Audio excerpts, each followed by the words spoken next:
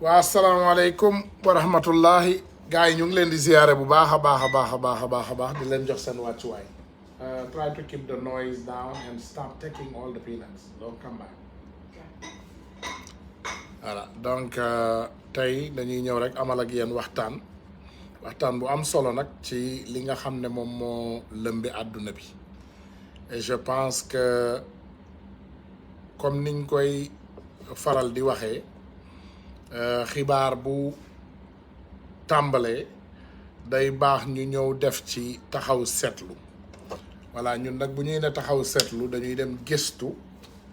am ay firnde parce que aussi on n'est pas des experts en tout on n'est ni économiste ni géographiste wala historien nekkuñu loolu waaye comme yàlla may nañu aussi xel ñuy xalaat te ñu nekk aussi ay nit yuy dem gëstu donc dañuy bëgg rek toujours bu xibaar amee ñu dem gëstu ci li nga xam ne moom moo xew ci àdduna bi li lëmbi àdduna bi tey muy le problème Ukraine defe naa ci yéen ñi ko xam ngeen ne mi ngi booru Eastern Europe fële ci booru Russie te moom ak Russie dañu frontière mais boo leen xoolee carte géographique u Ukraine position géographique Ukraine di ngeen gis ne moog Russie dafa mel ni ñu mel ak Gambie voilà donc Russie mi ngi nii boo leen xoolee land bu vaste bi yëpp Russie la Ukraine mooy fii marron nii foofu mooy Ukraine léegi daanaka boo xoolee Russie am na frontière ak Finlande ak Europe ak Turquie ak Amérique maanaam Russie ci territoire ci àdduna bi mooy réew bu gën a yaatu ci àdduna bi ci territoire maanaam ci suuf Russie moo ëpp suuf ci àdduna bi yépp Russie moo ci ëpp suuf voilà donc dafa doon réew moo xam ne stratégiquement position géographique am dafa am frontière yu bare ak réew yu bari ci àdduna bi Russie rek ci boppam daanaka boo boolee Europe yépp Russie moo ko ëpp waxuma ci population nag il faut ñu mën a jël ñaar ñooñu ñu méngale ko vaste ci land maanaam ci position géographique Russie moom moo ëpp ci àdduna bi mais pas ci population ndax réew mi gën a populé ci àdduna bi tey Chine la ginnaaw Chine démocratie bi gën a populé muy Inde donc au fur et à mesure vice versa après nga ñëw Amérique donc population wu Russie yaatuwaay bu ëpp boobu mais vraiment ci suufam moo gën a yaatu réewu àdduna bi yépp te ils sont la seconde puissance mondiale ci arme maanaam ci kaaraange ak doole ñoom ñooy deuxième puissance mondiale ginnaaw Amérique ñu bari ñu ngi wax Chine première puissance mondiale ak ñoomin seen Chine mi ngi jóg nag waaye yeggagul fi Russie ak Amérique nekk pour le moment wala boog buñ ko yeggee tamit ñu ngi koy nëbb te ñoom seen lu bari dañ koy nëbb mais comme ni ma ko waxee dañuy indi li nga xam ne moom moo ci li ñu gëstu ba mën koo xam ci mbir mi te indi ko bëgg koo partager ak yéen tey donc Russie dafa doon réew moo xam ne dafay doole ci àdduna bi maanaam puissance mondiale la donc toujours boo gisee ay borom doole dañuy xëccoo donc Poutine wóoluwul Amérique wóoluwul Poutine Europe wóoluwul Poutine donc ku nekk ci ñoom yaa ngi soupçonné ne sa morom dafa bëgg a def loo xam ne dalay gàllankoor ba wàññi sa doole ba amaana sax jël li nga xam ne yow yaa ko moom ñoom noonu la ñuy xalaatee parce que tubaab toujours mi ngi dox ci ay intérêt ñoom doxuñu ci ay sentiments mais ci ay intérêt la ñuy dox à l'envers nga ñëw ci africain nous on est dans des sentiments on ne travaille pas sur nos intérêts donc tey vraiment bu ñu xoolee li nga xam ne moom moo xew situation bu déplorable bi nga xam ne moom moo nekk di xew tey vraiment ci Ukraine jóge ci Russie day doon loo xam ne vraiment dañuy am problème pour expliquer ko mais ñun dañuy def taxaw seetlu parce que bu ma nee taxaw seetlu toujours dañuy ñëw rek xool li nga xam ne moom mooy tubaab tey boo xoolee l'ennemi c'est l'autre ñoom toujours dañuy joxoñante baaraam problème bi am tey Russie mi ngi ne ñële la ñële tamit ñu ngi ne ñoom la donc kenn ku nekk da ngay duut sa morom baaraam nga ne problème bi ci moom la jóge Europe mi ngi blâmer Russie Amérique mi ngi blâmer Russie mi ngi blâmer Amérique ak Europe parce que nee na dañoo bëgg a jël Ukraine boole ko ci ñoom pour infiltrer leen ñoom maanaam am noo xam ne dinañ ko jegee Russie jege bu ëpp boo xam ne dañuy am accès ci ñoom mi ngi mel ni boo leen xoolee Gambie ni mu toogee tey ak Sénégal bu amoon benn puissance bi wala nga gis beneen réew anglophone wala sax Russie amaana ñëw jël Sénégal comme par rapport ak France ni mu yoree Russie ñëw jël Gambie ak France ni mu yoree Sénégal donc day indi ay complications yu bari parce que kenn ku nekk day sàmm ay intérêt donc tey kenn ku nekk ci ñoom mi ngi naan ennemi bi diw la l'ennemi c'est l'autre kii mooy noon bi kële mooy noon bi loolu ngay dégg ci ñoom toujours mais en réalité tey ñi nga xam ne ñu ngi xeex ak Russie sax presque seen économie yi dafa am noo xam ne moom daf ko soxla ci Russie dañu dépendre ci Russie ci gaz parce que réewu Europe yu bari tey réew yu sedd lañu te Russie moo leen di fournir gaz Russie moom mooy fournir dëkku Europe yu bari tey ci gaz dafa am fu mu leen njett boo gisee tey Russie ñëw Afrique du hasard Russie barki dem boo njaay la dugg Mali nga gis tey beneen problème tàbb diggante Russie ak ñi nga xam ne ñoom ñooy Ukraine te seen problème bi tàmbaliwul tey lii problème la boo xam ne daanaka depuis 2014 ba léegi mën nañu ne ñoom ñu ngi ci guerre seulement guerre froide ndax ñu ngi doon infiltrer wante ci seen biir maanaam ñu ngi doon am loo xam ne cyber warfare la maanaam ñuy infiltrer wante ñuy déglu wante ñuy haakante ci internet maanaam di attaquer ay banque ak lu ne daan nañ ko def ñoom déjà donc ils étaient déjà ci guerre froide donc tey ñun yegg nañu ñoom ci foo xam ne ci guerre bi li muy jur masiba bi muy jur yàlla rek moo ko xam donc dañuy ñaan rek lépp loo xam ne ñoom war nañ koo lijjanti ci seen biir ñu lijjanti ko te mu doon lu gaaw a gaaw te ñu gaaw cee génn mais nag am na ci ay réew yoo xam ne ñu mel ni France situation yu mel ni ñoom day doon ay situation yu leen arrangé parce que déjà ils voyaient la Russie comme une menace parce que Russie dafa bëgg a ñëw dugg ci ñoom Afrique boo leen gisee suñu Samba Boy bi tamit foofu ci Sénégal mu tëb mu dugal ci làmmiñam bu gaaw te ce président russe bu ñu fàtte ne Vladimir Poutine du nit ku ànd ak sagoom torop il n'est pas stable mentalement te di ko attaquer wala di yëkkati yenn kàddu yi di ko jëmale ci moom sax c'est une menace pour ta population te bu ñu xoolee tey comme ni ma leen ko waxee doole bi nga xam ne moom la Russie am def ko sa noon sax wóorul waaye gis nañu Macky nijaayam Macron bi mu génnee wax rek moom it génn na yëkkati ay kàddoom teg ci comme na mu koy defee toujours parce que moom il dépend solennellement à la France ak li nga xam ne moom mooy génn ci seen gémmiñ Macron bu ne tëb jot na Macky tëb Macron bu waxee Macky jóg daanu mais je pense que li xew Sénégal ñun ñëpp ñu koy gis tey suñu ay soldats ñu rey leen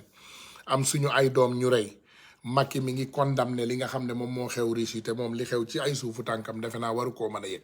wala boog yëg na ko daf ko yitteelul waaye tey li nga xam ne moom moo nekk di xew Russie c'est une situation vraiment catastrophique et très dangereuse pour le monde ndax Vladimir Poutine dafa doon nit koo xam ne kenn du ko dicté maanaam tey Amérique sax mi ngi yëkkati ay embargo di ko indi waa Tanor yow dina baax sax ma jël la bu fekkee yaa ngi foo mën a participer yow dina baax boo toogee benn place sax ma mën laa dugal ci caméra bi comme ça nga mën ñoo jàppale lu bari ci waxtaan bi comme ni ma koy waxee rek ndax lu bari ci waxtaan bi loo xam ne la dañ koo gistu du vraiment loo xam ne dañ suñu xam-xam dafa màcc ak moom te dañuy bëgg toujours rek bu ñuy wax ñu wax ci fi nga xam ne foofu lañu suñu xam-xam yem bugguñu def erreur ci communication ndax gis nañu lu bari luy xew tey ci réseau yi wala sax à travers le monde ñu bari ñu ngi wax ci mbir mi amuñu ci compréhension donc ku nekk li nga yaakaar ne moom mooy problème bi yaa ngi koy yëkkati yaa ngi koy wax waaye Ukraine dafa bokkoon ci Soviet Union Ukraine dafa doon réew moo xam ne dafa bokkoon ci Union soviétique pour ñi ko xam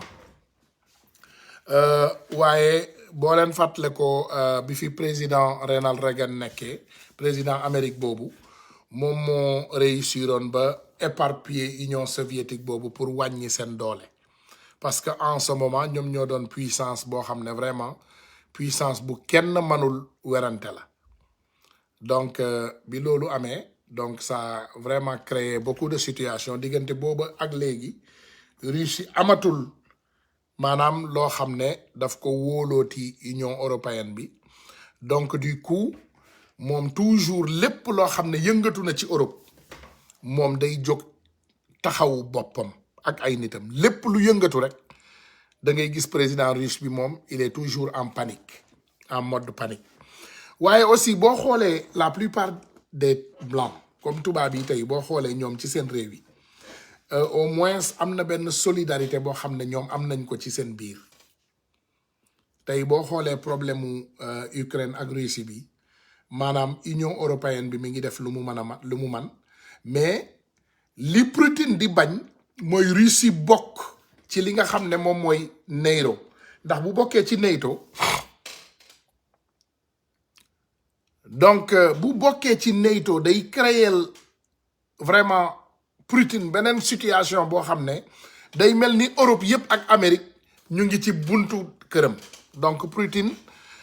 moom it mi ngi def lépp lu mu man pour mën a nangu situation boobu xew ci buntu néegam parce que bu ñu waxee dëgg rek Ukraine doomu Russie la maanaam Russie Ukraine ci Russie la juddoo parce que dafa bokkoon ci li nga xam ne moom mooy Union soviétique bi donc du coup dañuy bañ rek Poutine day bañ li nga xam ne moom mooy Ukraine mu dem ànd ak européens yi pour contrer ko moom parce que bu boobaa moom day am ay difficultés yu bari parce que mën nañu jaar ci moom pour mën a infiltrer li nga xam ne moom mooy population donc moom it day def lépp lu mu man pour contrer leen voilà mu ne Tunkara l'Amérique est la plus grande puissance européenne je ne sais même pas de quoi vous parlez mais l'Amérique est une puissance américaine donc Amérique bokkul ci Europe voilà donc gars yi bu ñu xoolee comme ni ma leen ko waxee l'histoire retiendra comme niñ koy waxee toujours l'histoire retiendra parce qu'à un moment donné dëgg bi dina ñëw feeñ à un moment donné dëgg bi dina feeñ te l'histoire retiendra parce que ñoom ci ay tromperie ak mensonge rek la ñu nekk dirigeant àdduna bi yëpp la plupart la majeure partie de ces dirigeants du monde ci tromperie la ñuy dox ak mensonge parce que tey naafeq rawul boo xoolee le cas des pays comme la Libye gis nañ fi li xew Libye indi nañu sos teg nañ ko sur la table parce que ñoom ci propagande la ñuy dox parce que Russie boo ko xoolee déjà pour mu mën a tàmbali combat guerre bi dafa def propagande bu bari ci réewu boppam moom ci boppam il fallait mu gëmloo doomul réewam que maanaam waa Ukraine dañu bokk ak waa Europe ànd di ko xeex moom ànd di leen xeex maanaam dañu infiltrer Ukraine pour moom maanaam di jël ay information ci réewam donc ça devient un danger donc moom pour li nga xam ne moom moo nekk mu convaincre waa dëkkam moom ci boppam il a fallu mu vraiment indi ay waxtaan yu bari ak ñoom mu def propagande bu bari publicité bu bari comme ni ko Hitler daan defee il faut mu indi publicité bu baree bare propagande wax leen gëmloo leen nekk wala lii moo xew ñii buñ fi yàggee ci suñu buntu kër la ñu nekk mën na nekk benn danger pour nous donc du coup loolu dafa indi benn xajjaloo ci seen biir ba may ko moom ala bi pour mu dem créer li nga xam ne moom mooy xeex bi pour protéger nag boppam ak réewam ndax donte mën nañu ne guerre dafa am ay conséquences yu bari waaye Russie moom xëy na day sóoraale lu bari loo xam ne tey ëllëg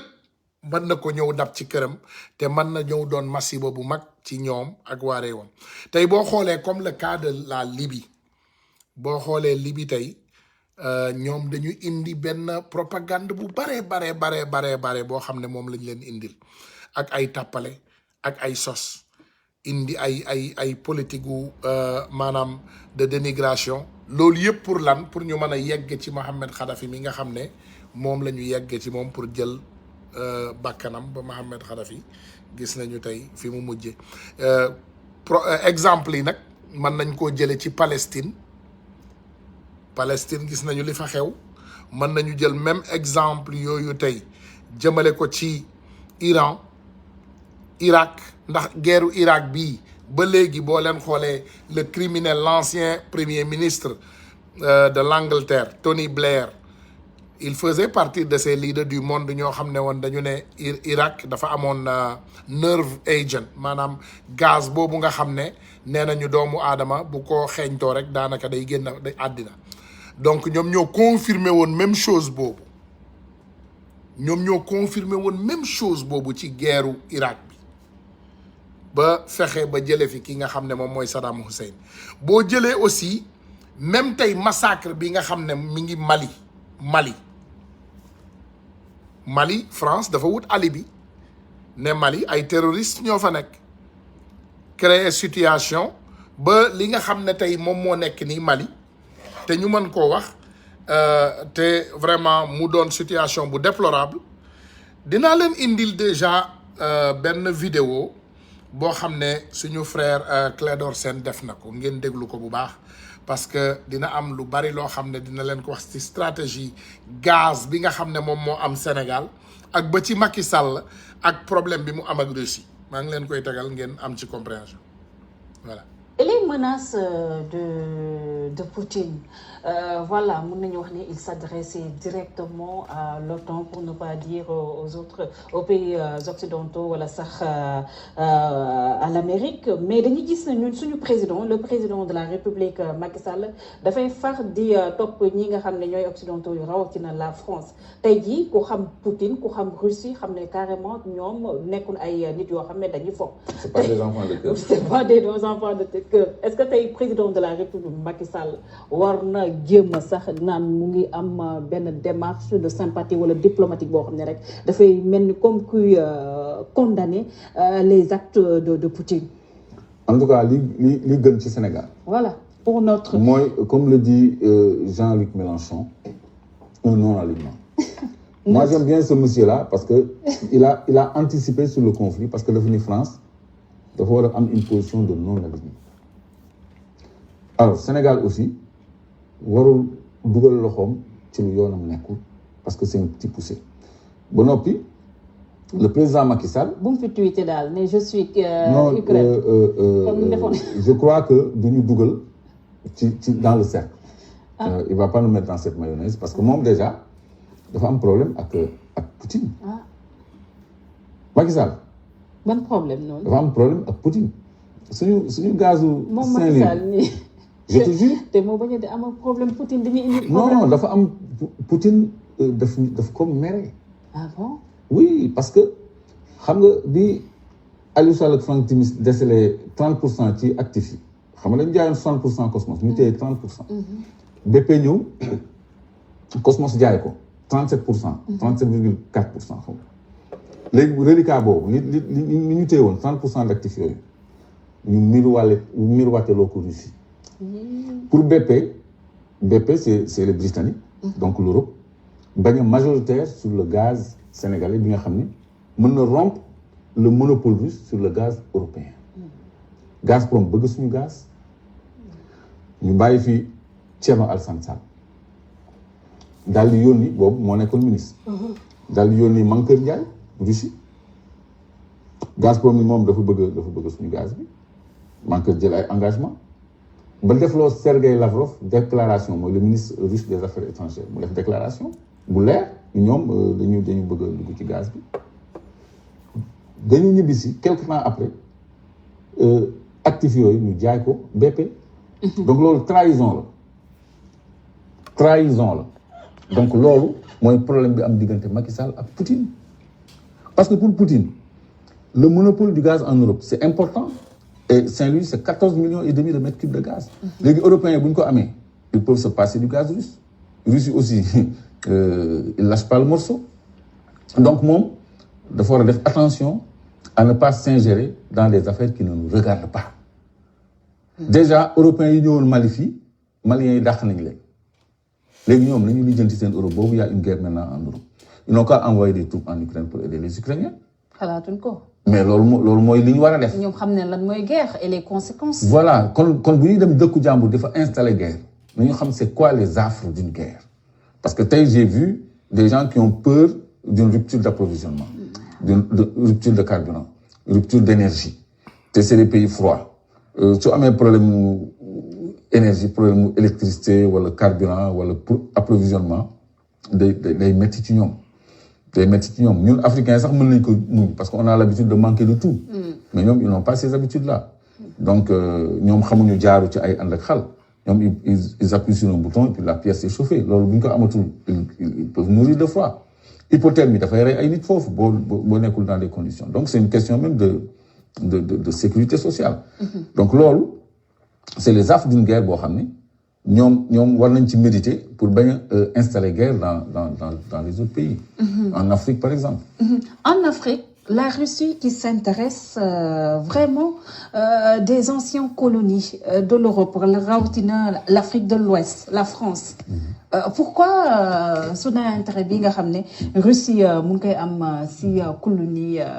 yi nga xam ne mun nañu wax ne voilà ils n'ont jamais colonisé qui que ce soit surtout en Afrique c'est-à-dire qui a l'Afrique a le monde parce que Afrique fii la ressources naturelles yëpp nekk maa ngi lay wax ni le missile hypersonique russe qui a changé l'équilibre militaire dans le monde et en faveur de la Russie s'appelle Zircon waxoon naa fi Zircon xeetu weñ bu yéeme la boo ko defee alliage zirconium parce que dafa am ay propriétés spéciales yoo xam ne moom kese moo ko am donc missile hypersonique boobu matière première yi koy defar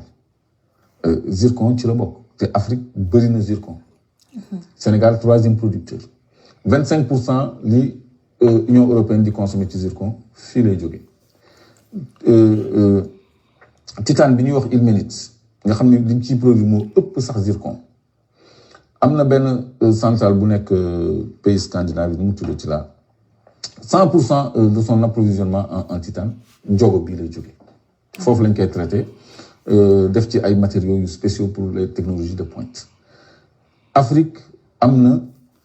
toutes les ressources or diamant manganèse fer marbre tout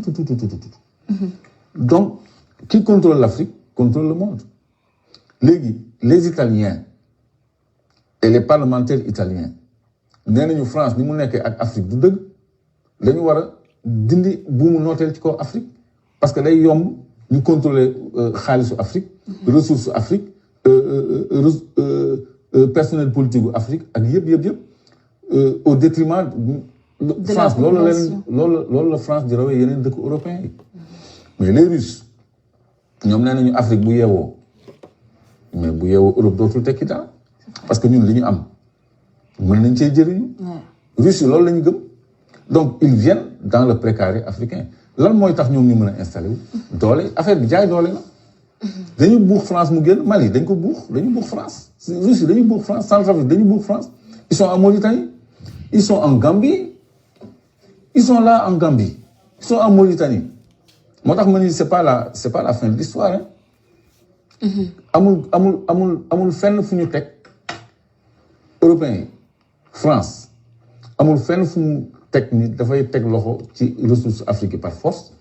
di ko coté en bourse gis nga boo demee oru Sabodala bi ñu ngi ko coté à la bourse de Toronto xam nga donc Erdogan bi mu fi ñëwee fii ci stade bi indi ko fi de amul jotu dem ci ngelaw li pendant des heures ñuy animé di ay woykat di jàll ak yooyu non il a signé beaucoup de contrats ici c'est vrai y compris des accords de pêche Turquie musul am accord de pêche ak Sénégal te xam ngeen ni suñu fer bi ñoom ñu ngi koy yóotu ba léegi parce que Tosyali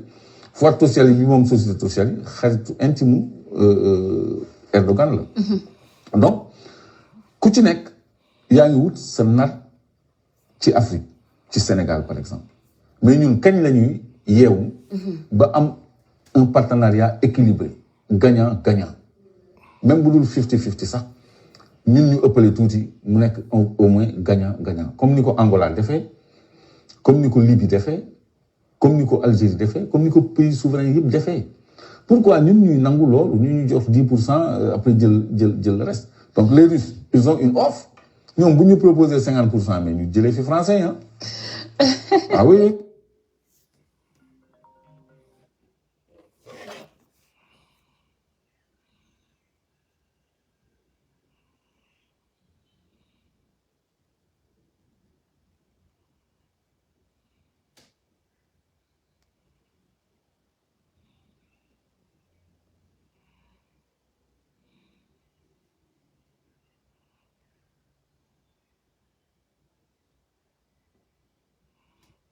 voilà donc gars yi maa ngi jéggalu bu baax mais boo leen xoolee tey par exemple li suñu frère Clédor Sène wax nii maanaam problème yi nga xam ne moom la ñu jànkoonteel tey ci àdduna bi bu ci gën a fës moom la ñu wax nii tey muy problème u Russie bi mais pourtant ñun lii la ñuy dund depuis des décennies ci Afrique ndax gis ngeen tubaab yi ñu mas a ñëw sauver ñu tey boo xoolee ñun suñu réew yi lépp lu nekk ci biir France daanaka mën nga koo crédité africain yi France tey li ñuy jox sax suñu doomu africain yooyu dëkk seen biir dëkk bi daanaka matul 0,5% ci alal bi nga xam ne moom la ñuy jëlee ci suñu réew yi lépp loo xam ne ressource naturelle la luy doxloo tey France ci technologie ak ci usage muy gaz di pétrole di or di lépp loo xam ne tey France mi ngi koy njariñoo ci réewam dafa ñëw wañaar suñu loxo yi ci suñu biir dëkk yi jële ko fa parce que tout simplement nee nañu ñoom dañu am accord boo xam ne moom la ñu signé woon ak suñu njiit yi pour génn ci li nga xam ne moom mooy suñu réew njaam mi nga xam ne moom la ñu teg suñu réew yi depuis ban année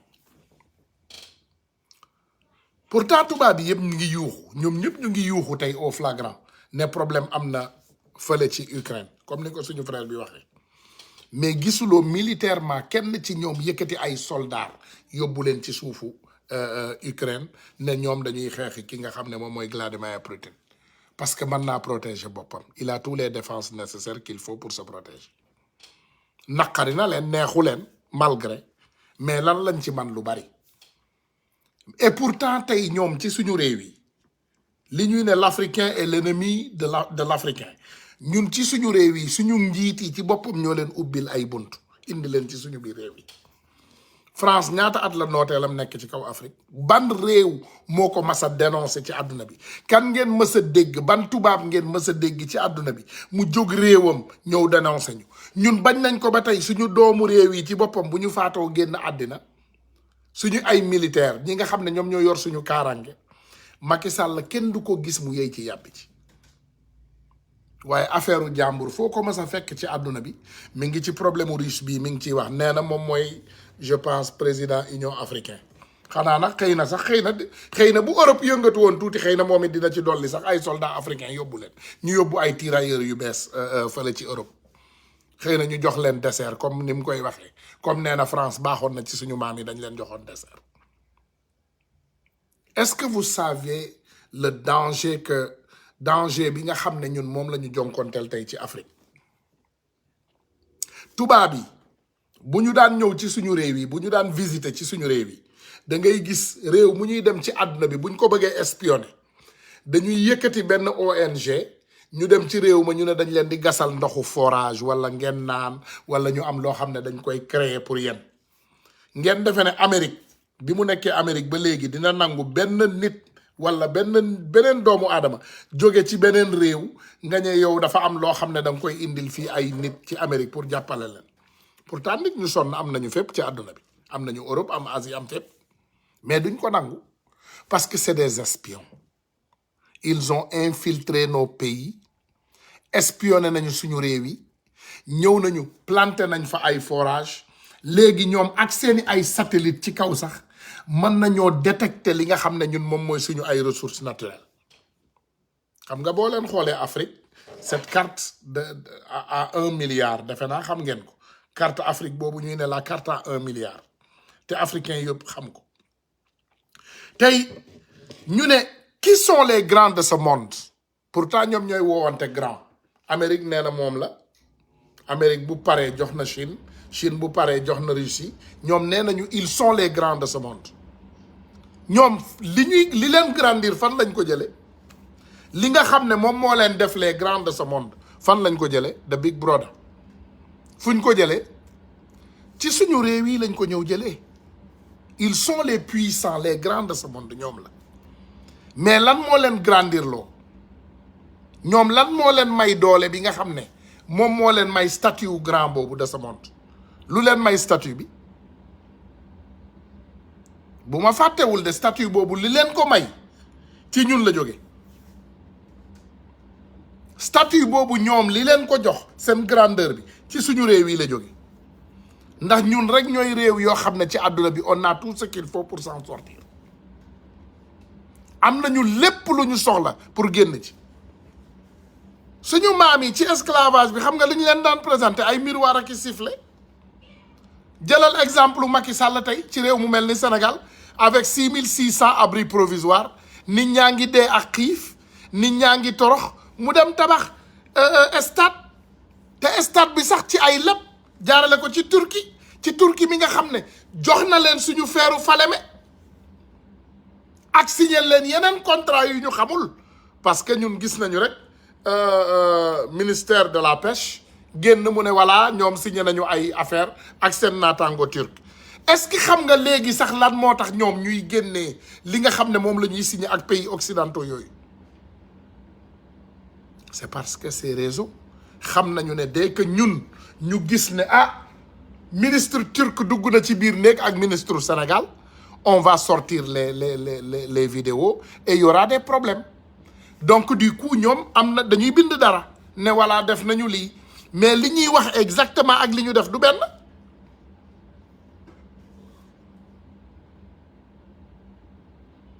on a tout mais on n'a rien exactement on a tout am nañu lépp ci Afrique demandez-vous comment se fait-il que ci biir Afrique on est les plus riches mais on est aussi les plus pauvres laaj leen seen bopp question boobu il vient avec des ONG dans nos villages tabaxal ñu ay forage après ñu planter fa seeni ay machine yoo xam ne après dañ koy utiliser di ñu espionner ñun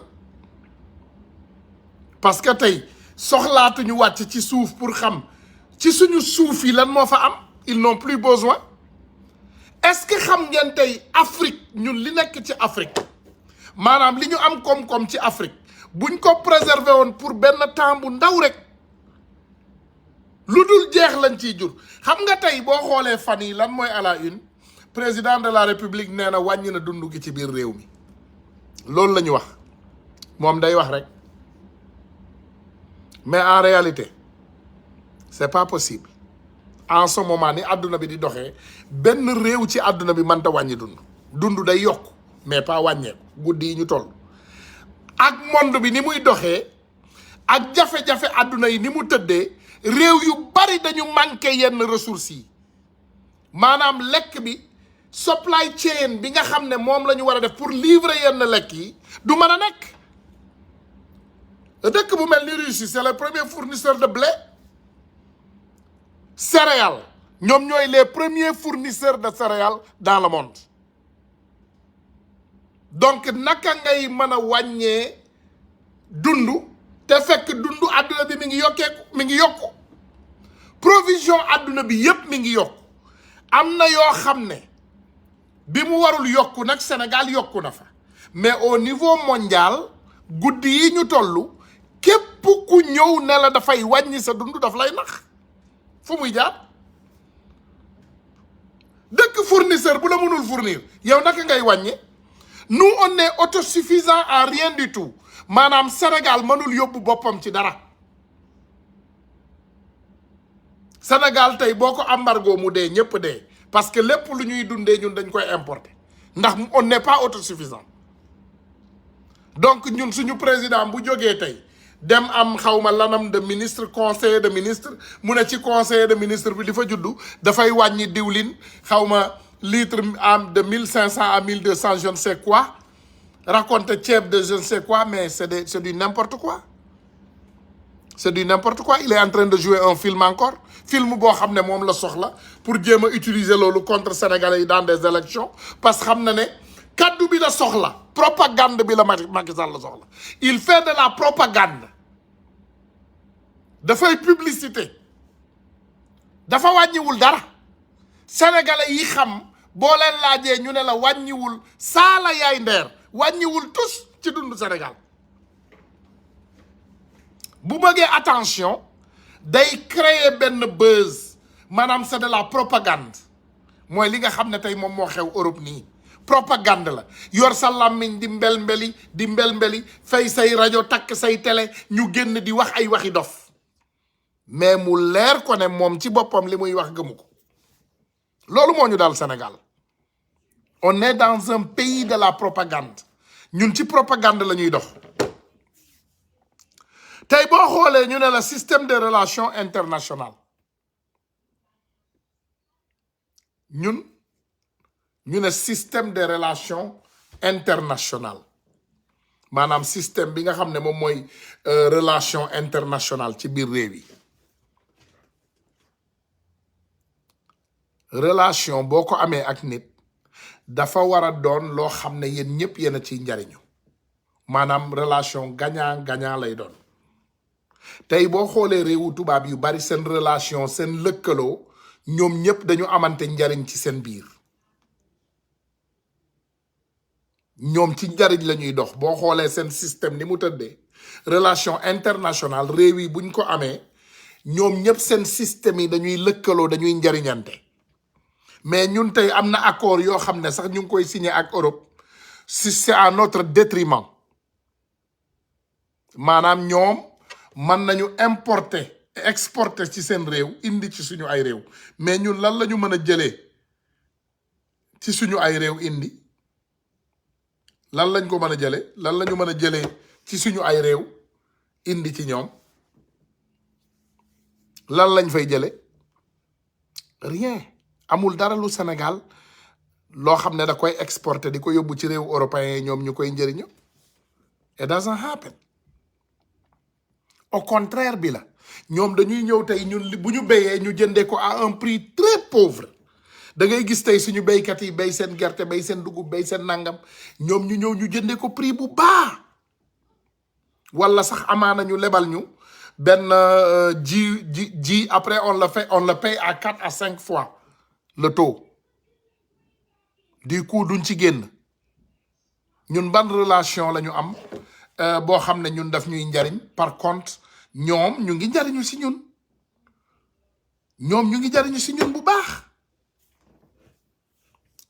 tey boo xoolee dama lay jox exemple carte Afrique ressources naturelles yi nga xam ne mi ngi ci Afrique boo xoolee ok dama lay won par pays ngeen xool am na pays yoo xam ne pétrole et gaz naturel boo ko xoolee l'Afrique et ses ressources dama leen koy won ressources yi ni mu partagé woo le café diamant gold xool leen carte bee nekk nii carte Afrique bi moo nekk nii boo leen xoolee carte bi di ngeen gis réew yi nga xam ne moom moo am oil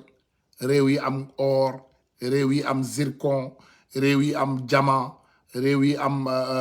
gaz lépp a ngi nii regarde la carte à 1 milliard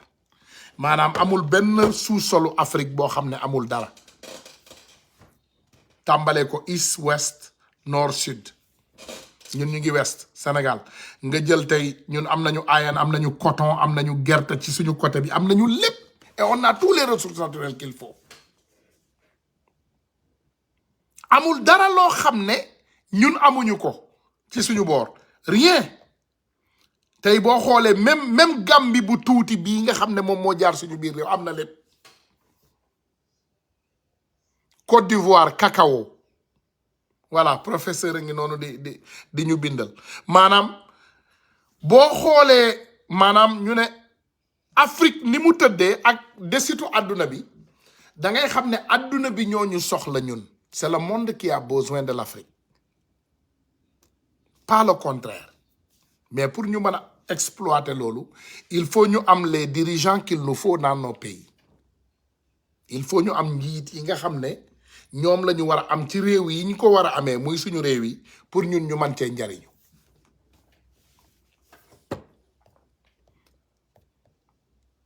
déglul Macron moom bi mu génnee di wax ci li nga xam ne moom mooy mbirum Russie France yëpp dañ ko dénoncé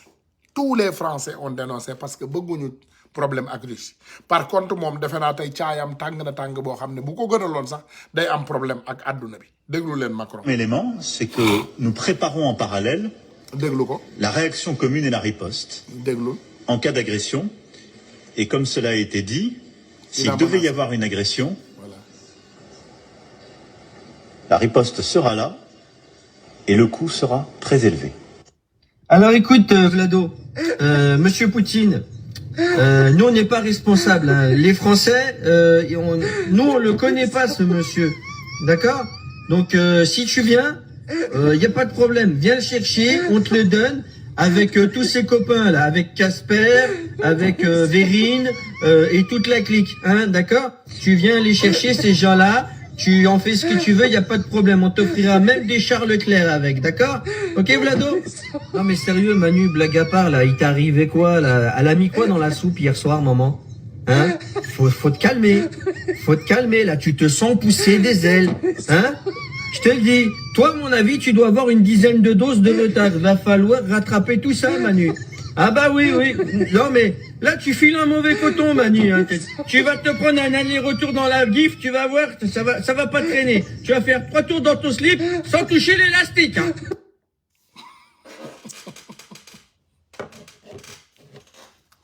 je pense que li sentiment bi français yi am moom ci côté Macron et pourtant il avait menacé moom dafa menacé de ne woon Russie moom bu defee dara rek réplique bi day gaaw mais je pense que bu ñu dégloo léegi li nga xam ne moom la suñu naataango yi wax ci moom ci France defe naa ne doomu France yi moom ci boppam war naa comprendre ne kenn àndul ak moom ci caaxaanam yi muy def Macron dafa nekk ci règlement de compte comme ni ko Macky Sall defee toujours Russie fi mu ne dafa taxaw ci ay tànku Macron he step on his toes voilà Macron dañu dëgg ci ay tànkam they stepped on his toes dañu dëgg ci ay baaraamu tànkam li américain dina step on his toes donc tey bu ñu xoolee li nga xam ne moom moo xew Russie ak Ukraine dañuy gis ne que opportuniste yu bari yu mel ni Macky Sall ak Macron ñoom bu leen gënaloon sax problème bi day dépasser fii pour mu muural leen seen tooxa doona ya nga xam ne ñoom la ñu def ci seen réew yi guddi yi ñu toll bu gënaloon Macky Sall Sénégal day am benn bombardement ba fekk kenn jaar fenn rek daaneel fa benn affaire bu ndaw yàlla nañ ci yàlla musal pour lan pour mu mën a couvrir son botok moom excuse rek lay wut fi mu ne problème rek lay xaar ak fu mu mën a jóge nag ak façon bu mu mën a doon moom na créé benn rek waaye nanu dimbali ngir yàlla ak yonente bi rek ñun talunu ay problème voilà ñun am nañu lu ñu doy ñun añ ak reer la ñu tal ak li nga xam ne moom la ñu soxla pour dund waaye tey Sénégal nekkul ci situation boo xam ne wax dëgg yàlla day créer ay situation unwanted situations voilà donc jafe-jafe yi nga xam ne moom la Macron bëgg moom Macky Sall bëgg ak nijaayam Macron comme ni ko waa ji laajee xamul lu ñu def ci soupe bi xamul lu tata def ci soupe bi donc je pense que loolu moo dal Macron et le problème de Macron se produit toujours sur Macky Sall boo xoolee tey comme niñ koy wax respecte les intérêts de tous les pays adduna bi dafa tollu foo xam ne dañu war a respecter wante suñu ay intérêt dañu war a respecter ku ne réew mu ne dafa war a respecter ay intérêt moroomam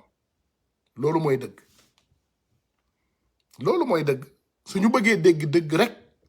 réew mu ne dafa war a respecter ay intérêt moroomam comme ni ñuy respecter ñun intérêt occidentaux yi ci Sénégal wala ci pays occident yi dañu war a respecter ñun suñu ay intérêt mais est-ce que gis ngeen loolu tey yéen kan moo mën a ne ñun tey ci Sénégal gis nañu suñu bopp ci ni pays occidentaux yi di doxee gisuñu ko. Nos intérêts ne sont pas respectés, ils sont bafoués.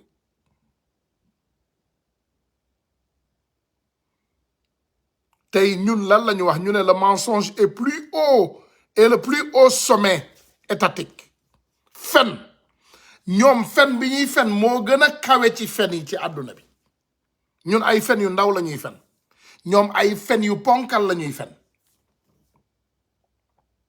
lépp loo xalaat ci suñu réew yi ñun am nañ ko lépp lu ñu soxla pour dund am nañ ko waaye tey boo déggee réewu européen wala américain muy wax ñu ngi takk toujours ay aide maa ngi yóbbu aide bi ci réewu africain bi maa ngi yóbbu aide bale ci réewu africain bale pourquoi et pourtant le fameux proverbe a été créé ici wax nañ leen ko de ñu ne donne à l'homme un poisson et il vit pour une journée. Apprends l'homme à attraper des poissons dina dund pour le reste de sa vie ngeen jéggal français yi nag ñu ne give a fish to a man he survives for one day teach a man how to fish he will live forever maanaam jàngalal nit ñu ne joxal nit jën mu dundee ko benn fan jàngalal nit nu ñuy nappee jën pourtant daf koy njëriñoo ngiru bakkanam ñun Europe naka la ñu mën a dimbalee et à toujours ñu ngi ñuy indil di ñu jox jën. Il nous amène des sifflets et des miroirs et un peu de voiture léegi ndax léegi sax àdduna bi dafa évoluer mën na ñoo may juróomi oto mais en retour lañ la ñuy yóbbu tey bu fekkoon sax Erdogan damay joxe exemple stade ñaata milliards bii nga xam ne Turquie daf ko tabax ci benn xam nga y a des choses yoo xam ne sénégalais yi duñ ko bàyyi njariñ duñ ko bàyyi xel. Dans l'histoire du Sénégal, Macky Sall a fait combien de pauses pierre ci 12 ans yi mu ñëw 12 ans yi mu ñëw Macky Sall tàmbali na ay projet yoo xam ne am na ci yoo xam ne dañ koo yóbbuwul sax 1 mètre mais Macky Sall kañ la teg pause pierre u stade bi ak kañ la stade bi pare ak kan moo defar stade bi bàyyi leen loolu xel Sénégal indil nañ ñu stade bu bees stade bi Turquie moo ko tabax Erdogan moo tabax stade du Sénégal bi ak lan lu ma ci wax du ma wóor voilà 12 mois en 12 mois tabax nañu stade mu pare en 12 mois lan moo war a tax Erdogan di waaxu boobu bu pare stade xam nga dinaa leen wax dara et je vais vous dire une chose pour sénégalais yi xamul te dinaa ci def démonstration temps yi est-ce que xam nga ne dëkk yi développé ci àdduna bi yépp boo fa defee boo fa waree tabax comme ñun suñu dëkk yi ñu ne boo waree tabax da ngay wut permis de construction mais permis boobu 1 an rek la lay permettre wala 9 mois pour nga def liggéey bi nga war a def nga pare parce que bëgguñu nga def tabax bu yeggul di ci nekk ay at loolu c'est pas permis ici donc gis nga li xew nii Sénégal noonu la réewu àdduna bi yëpp di doxee lu war a dox dafa war a gaaw naka la ñu def ci fukki at ak ñaar fukki weer ak ñaar pour une première fois ñu indi benn contrat ci Sénégal mu yegg ci fukki weer ak ñaar mu pare ñu inauguré dugg ci te mën nañ koo utiliser suba BRT bi rek biñ ko dalee wax ak léegi yàgg na taw na fi ay nawet BRT bi rek li mu surfacturé yépp def na fi ay nawet bu nawet bi ñëwee suul bu nawet bi jeexee ñoom ñu ñëw ñu sulliwaat bu nawet bi jeexee mu suul bu noor gi ñëwee ñu sulliwaat noonu la ñuy def noonu lañ defoon ci train express régional bii TER bi train bi taxaw fi ñaata at wala ñaata weer sax amaana ñaata at di suulu raay bi di yàqu ay xeer ay mur di daanu tabax ay pont yu ndaw ay côté di inondé ay booru dëkk di inondé nga jël beneen exemple ils nous mentent ils nous arnaquent ils nous manipulent ils essayent tous leurs nouveaux armes sur les peuples africains sur les peuples ñoom tey bu ñu bëggee essayer ngànnaay sax ci ñun la ñuy ñëw sur les peuples ils essayent leur arme lu ñu am lu bees buñ ko bëggee essayer ci ñun la ñuy ñëw essayer ko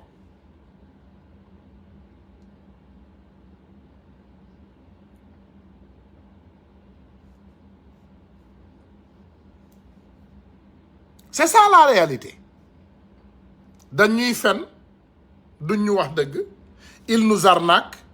il nous manipule dañuy jël jaxase ñu ci suñu biir maanaam créer fraction bële contre bële lan moo indi woon tey guerre Rwanda bi ci boppam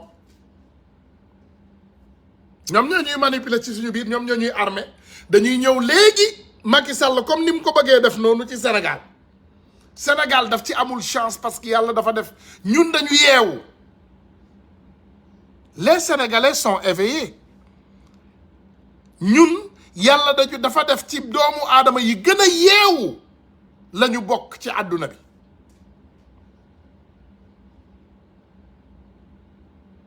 ñun ñu ngi ba léegi ci àdduna bi ci réew yi gën a yeewu la ñu bokk ils ont tout essayé pour nous diviser au Sénégal et ça n'a pas marché Macky ñun xam nañu ko Macky a tout fait pour diviser le Sénégal voilà xeet bi ak xeet bi dem na ci xeet bi jox leen xaalis ay nit saaga nañu jóge ci xeet bi mu jënd leen ay billets ñu dem jël géwélam bi nag armé ko de sa bouche Farba pour muy def ay ñaawteef di financer ay ñaawteef di yëkkate ay doomu aadama di tappale di dugg ci njuuj njaaj bu ne pour taalal suñu réew mi te tàkkul dara du fi tàkk dara absolument rien suñu frère Guy Marius Sagna ndeysaan xoolal kaddu yu teggi ne yim fi yëkkati mais man waa ji parfois je me demande c'est un ange ndeysaan c'est un ange Guy Marius Sagna yàlla na ko yàlla aar rek yàlla nañu ko yàlla aaral comme li ñuy wax ci suñu mu sell mi toujours yàlla nañu yàlla aaral Guy Marius Sagna Guy Marius Sagna barki Dembo Njaay biñ fi jógee ñu indi affaire football bi Sénégal bi coupe bi ñëwee astafurlah bi coupe bi ñëwee Sénégal lan la Macky Sall njëkk a def dafa njëkk a proposer ay terrain ay doomu aadama dafa njëkk a promesse ay terrain ay doomu aadama la promettre ay terrain ci biir Sénégal bi mu ko waxee rek Guy Marius Sagna jóg mu yëkkati ay kàddu mu ne Macky na fexe ba terrain yi nga xam ne moom lay maye bu mu am benn gàllankoor bu mu am benn jafe-jafe loolu la wax Macky déedéet Macky lan la wax bindukatu Macky yeeg saagakatam yeeg waxkatu ñaawtee famille ñu traité ko de tous les noms de chat mais dem leen seetaani ñu ngi protester Ngor ba ci guddi gii ba sànq bi may mujjee seetaan ñu ngi protester Ngor ba sànq bi may mujjee seetaan waa Ngor ñu ngi protester ba sànq bi may mujjee seetaan nii waa Ngor a ngi protester mi ngi ni defe naa moo nekk nii de voilà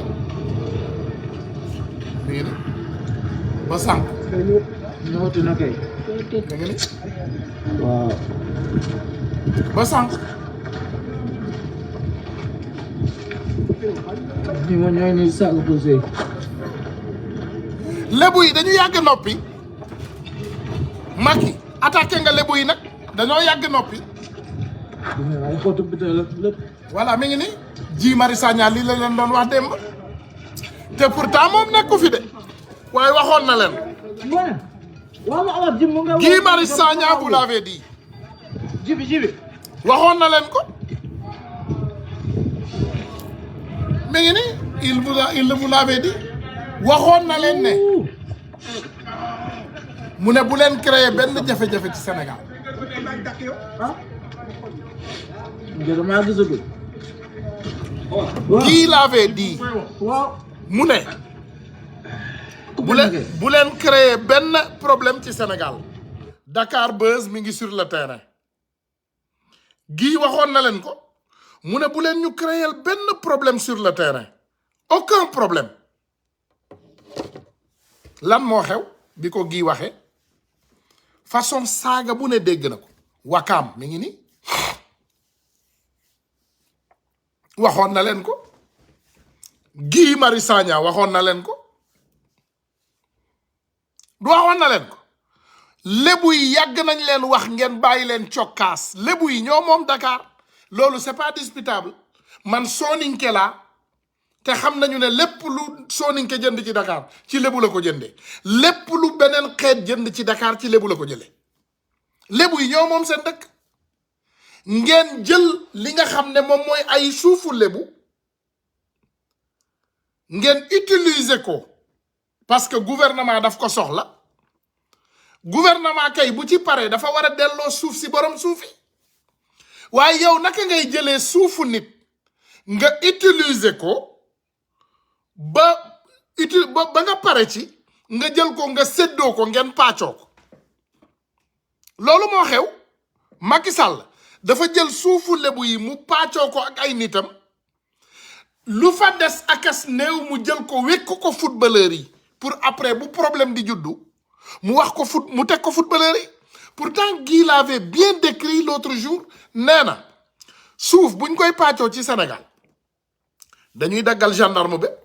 daggal policier ba daggal militaire bi daggal ñépp nga xam ne bu coow yeewoo kenn ku nekk ci ñoom day ñëw jël ay responsabilités parce que policier bi ñu daggal ci suuf si du bëgg coow li bari donc il faut moom it mu ñëw taxaw mu protéger arrière am gendarme bi ñu daggal ci suuf si moom it du bëgg a coow li yëkkate ko moom it day ñëw protéger arrière am et je pense que tey bu ñu gisee li nga xam ne moom la Guy Marius Sagna doon wax démb la barki démboo njaay la génn di wax ji àdduna bi yépp dal ci kawam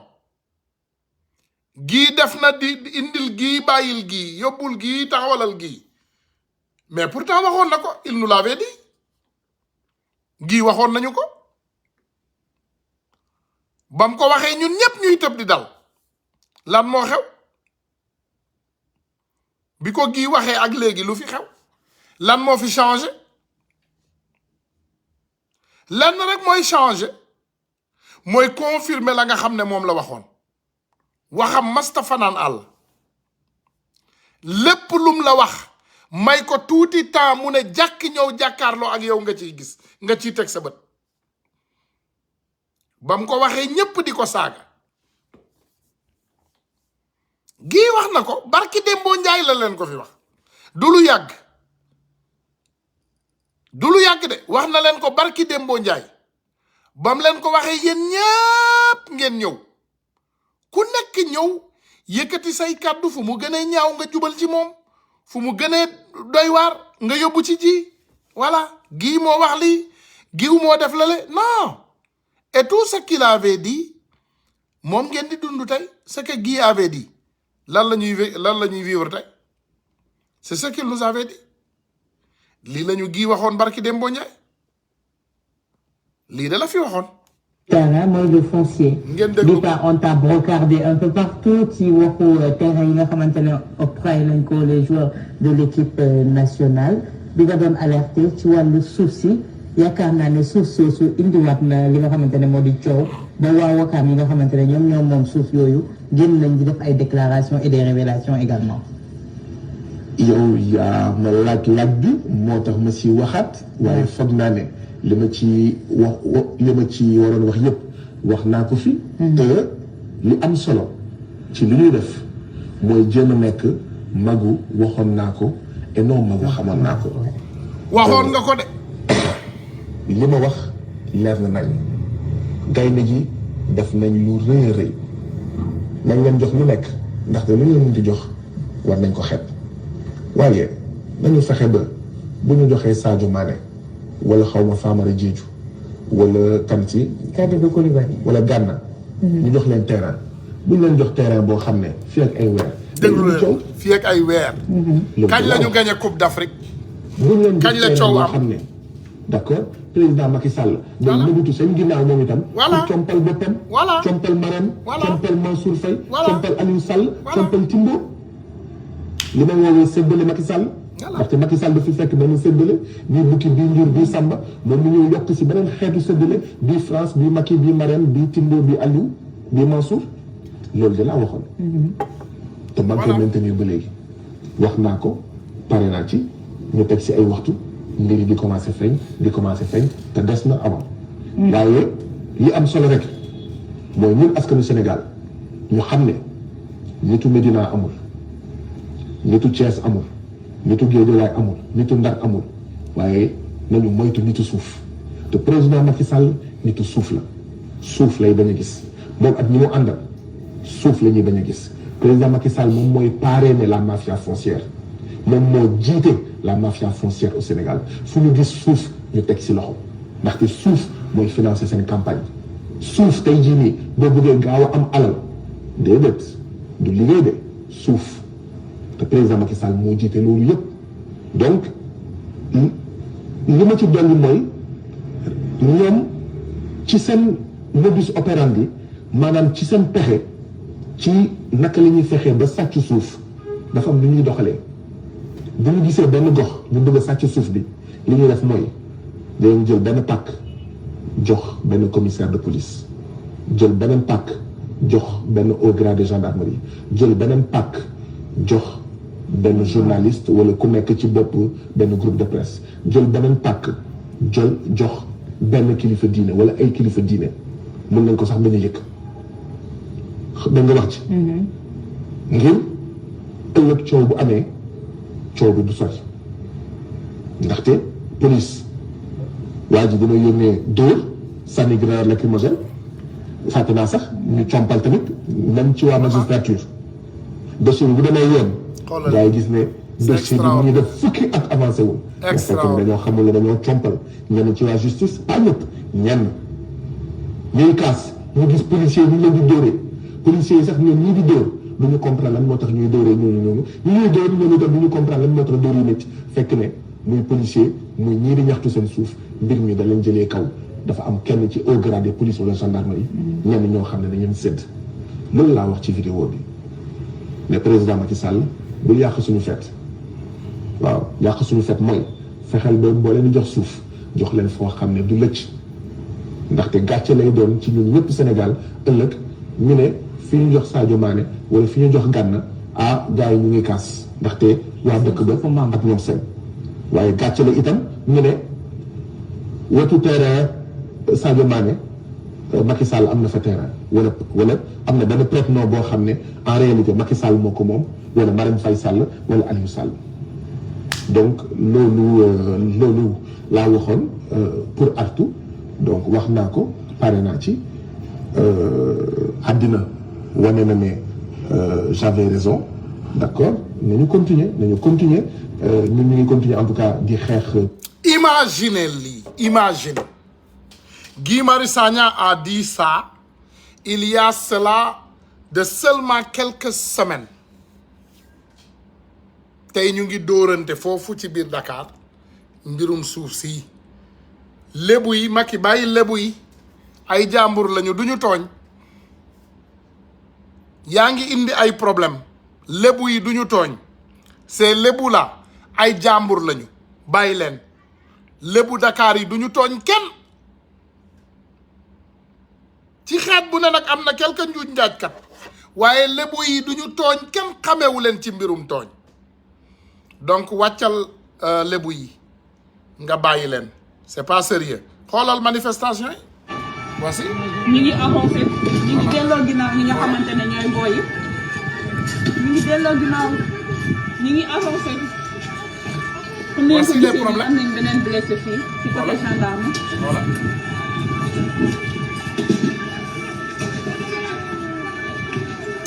ndaw si solul sax casque ça c'est dangereux c'est dangereux même pour nos journalistes voilà.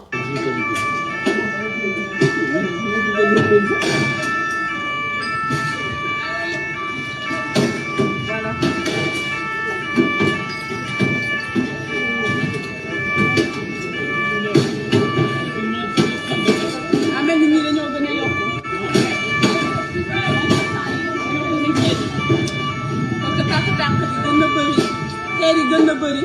ñu ngi sànni lacrymogène yi ñu leen koy delloo. waa Ngor ba léegi ñu ngi xeex nañ wax ne ñu ngi ñëw. ba léegi Macky allez montrer ça les journalistes là du Sénégal waa TFM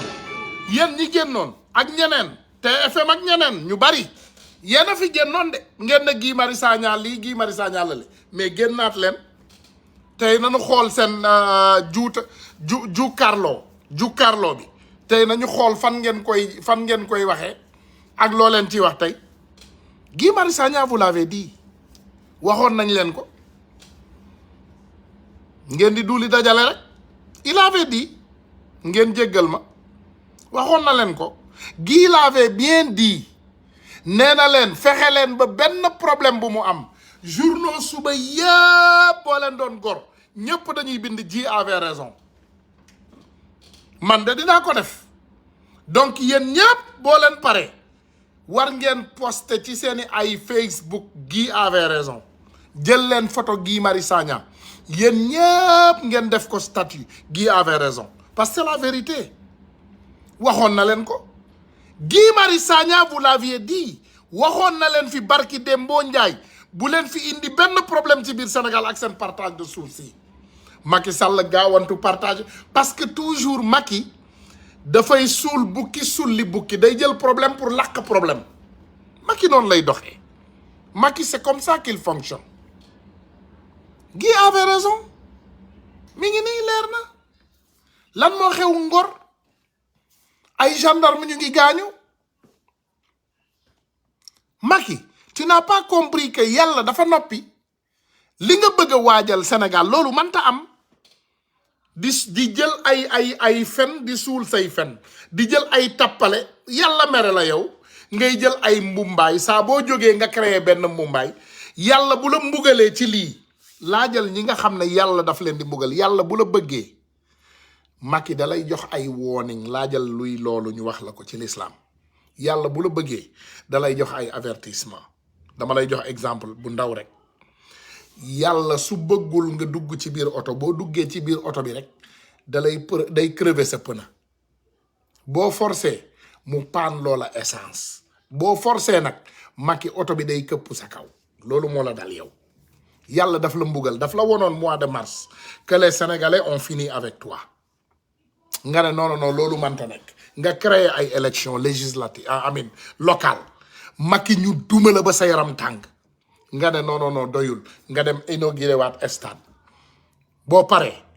billahi wallahi lazim dama koy waat en tant que jullit dinañ la doggali te bi yoon buñ la doggalee xaw ma ci nan lay doon nag xaw ma ci élection législative yi lay doon xaw ma nag yàlla day wàccee beneen mbugal sa kaw waaye Macky del xool sa bopp del seetaat sa bopp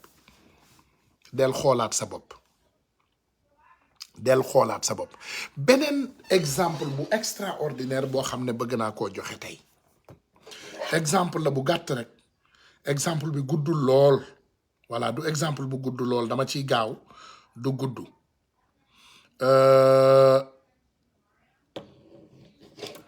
boobu duma ci sori du gudd trop maanaam président Ukraine bii ngeen gis tey dafa am benn exemple bu mu joxe ci àdduna bi mais man bi mu joxee exemple bi man Macky Sall laa njëkk xalaat ndax nit ñi yemuñu parce que man li tax ma xalaat Macky mooy le président Zelensky dem leen ngeen xool ay postam ak lépp il est dans son pays mi ngi ci biir dëkkam pendant que son pays est en train d'être bombardé mi ngi ci biir dëkk bi li citoyens yi di dund yépp mi ngi koy dund ak ñoom ci biir dëkk bi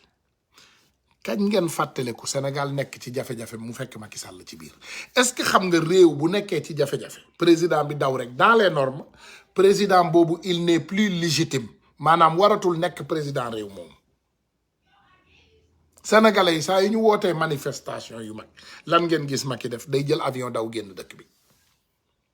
kooku naka la mën a nekk sa président en tant que borom kër mi ngi mel ni borom kër man ma nekk sama borom kër gii